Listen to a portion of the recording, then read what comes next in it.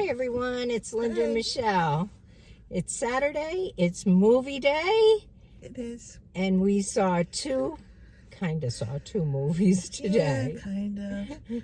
Wasn't our best movie day No, at all. by far it was not. Our first movie that we went to see was September 5th, which is about the 1972 Munich terrorist attack at the Olympics. And it was interesting, but not interesting enough to keep me awake during the whole thing. So I see a bunch of it, but I kind of dozed for part of it.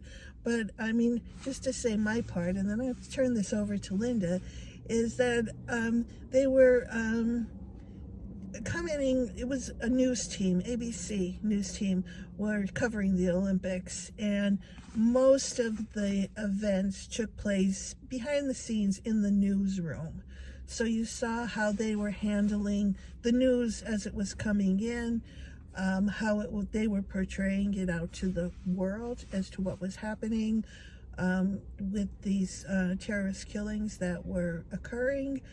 And the one thing, it was kind of done in a kind of a, I don't know, I thought it was a little bit of a grainy, very black and white format to most of it that I saw anyway. But it did have live commentary at that time by, what did I say his name was, Linda?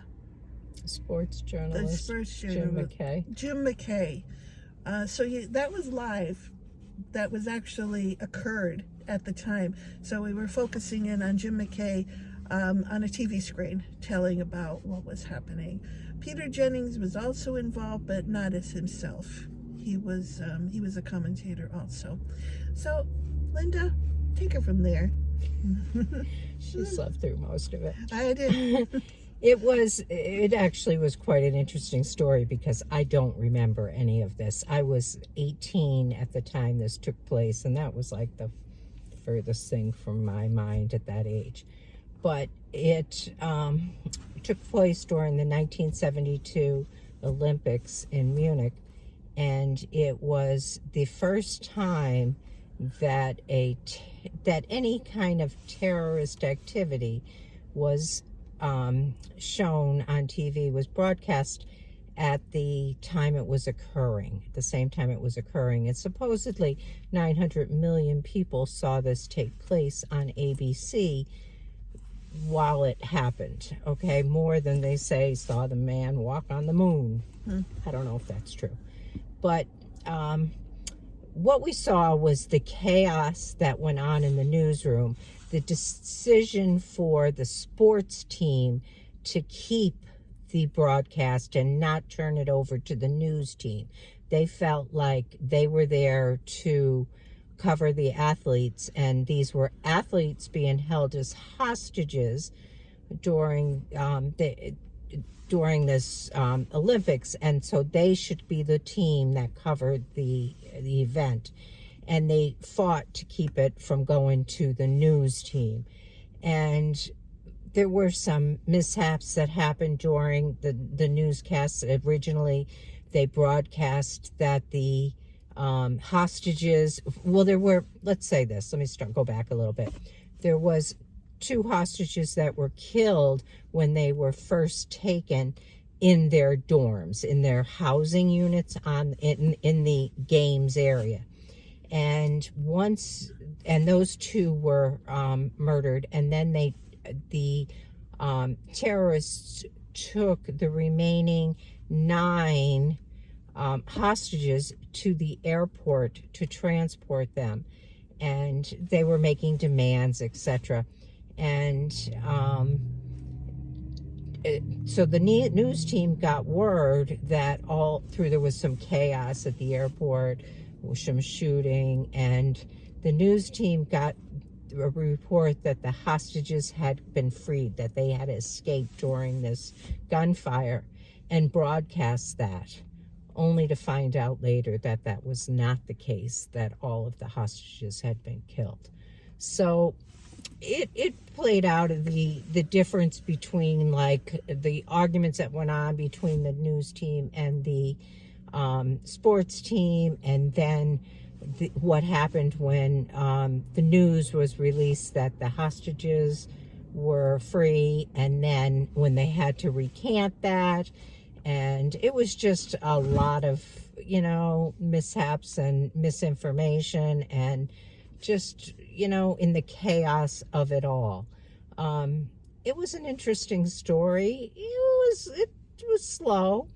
It wasn't really black and white. It was color, but it was done as though you were watching television in the 1970s, because what you were watching through a lot of this was the actual live a little broadcast. grainy, wasn't it? Some of the parts it's what that I TV saw looked like in the 1970s as compared to today. Certainly wasn't in 4K. Well, especially when they were shooting outside, right?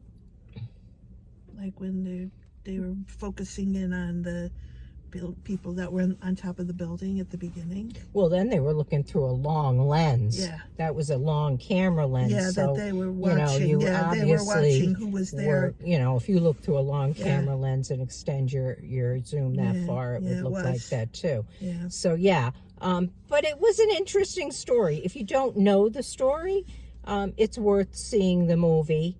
Or if this kind of thing interests you, it would be worth seeing the movie. I know that it got some really high reviews, but I would give it, I don't know, a 7.5. And you don't want. And I'm not gonna come in. Well, I can't give it a score Okay. for how much I actually saw. Okay. Well, 7.5 is where I'm going with it. It wasn't a great movie, but it wasn't a bad movie either. So that's really all I can say about it. I did notice Jim McKay's comb over and commented to Michelle on that, which was like, it started about here with the part and then came over. It was kind of funny to see it, and to think that he was on national television like canary that. Yellow suit. Yeah. It was another interesting piece in this is when they gave their feed, when ABC gave their feed to CBS, and this is the first time that happened. And what they did was they imprinted an ABC logo up in the corner of the television screen, so that anybody watching CBS would know it was an ABC feed. Just another little tidbit. But that's what I have for you on that one. And we'll be back with the second one right away. All right. Take care. Bye.